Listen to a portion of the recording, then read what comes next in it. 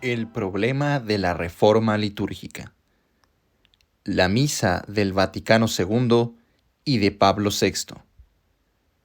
Por la Fraternidad Sacerdotal San Pío X. Primera parte.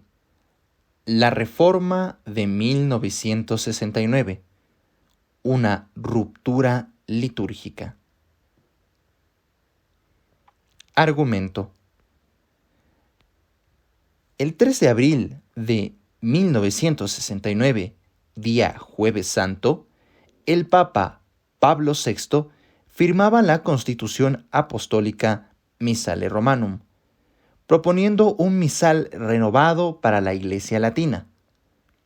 Para esto, se apoyaba en las decisiones del Concilio Ecuménico Vaticano II, que en su Constitución Sacrosanctum Concilium, numeral 21, había declarado, abre cita, para que en la sagrada liturgia el pueblo cristiano obtenga con mayor seguridad gracias abundantes, la Santa Madre Iglesia desea proveer con solicitud a una reforma general de la misma liturgia. La ordenación de la liturgia, y por tanto su eventual reforma, depende por supuesto únicamente de la autoridad de la Iglesia, es decir, de la sede apostólica, y en dependencia suya según las reglas del derecho de los obispos. Sin embargo, todo católico, para alimentarse y vivir de ella, tiene que poder hallar en los ritos litúrgicos la enseñanza auténtica del magisterio de la Iglesia. Abre cita. Si queremos distinguir y determinar de manera general y absoluta las relaciones que existen entre fe y liturgia, se puede con razón afirmar: lex credendi, legem statuat supplicandi. La ley de la fe debe establecer la ley de la oración. Fin de cita. Pío XII en Mediator Dei, numeral 47. El Concilio de Trento, en su sesión 22, nos recuerda los elementos obligatorios de la fe católica referentes a la misa. A.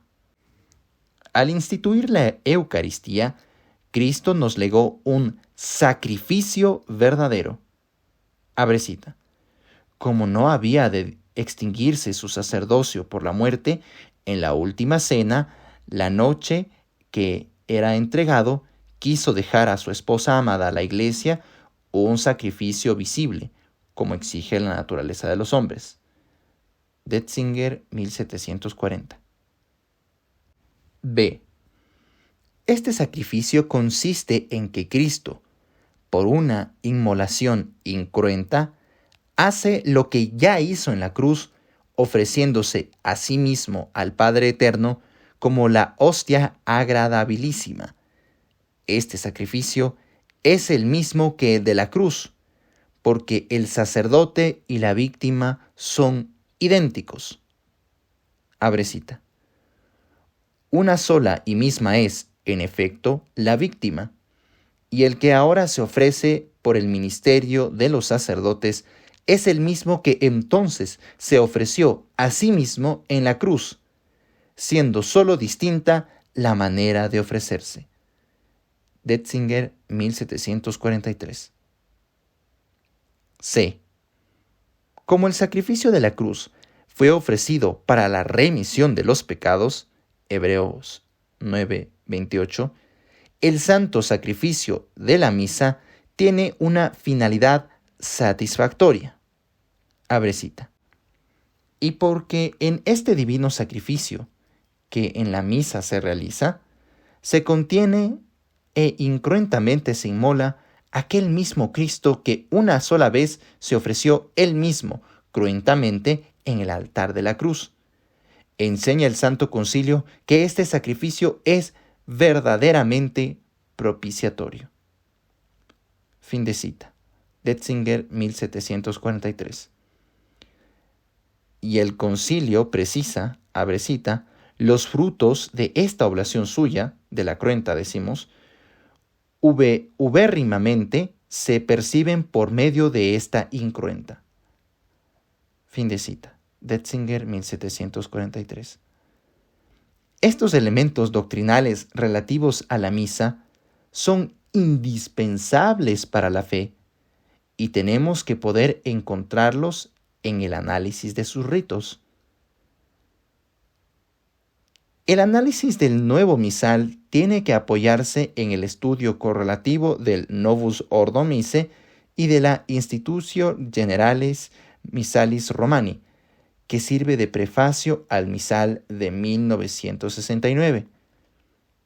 En efecto, abrimos cita, el nuevo misal está precedido por una presentación general, Institutio Generalis, que no es una simple compilación de rúbricas, sino más bien una síntesis de principios teológicos, ascéticos y pastorales indispensable tanto para el conocimiento doctrinal como para la celebración, la catequesis y la pastoral de la misa.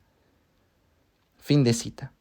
Carta Pontificia a la Semana Litúrgica de Italia. Así fue difundido y aceptado este documento introductorio.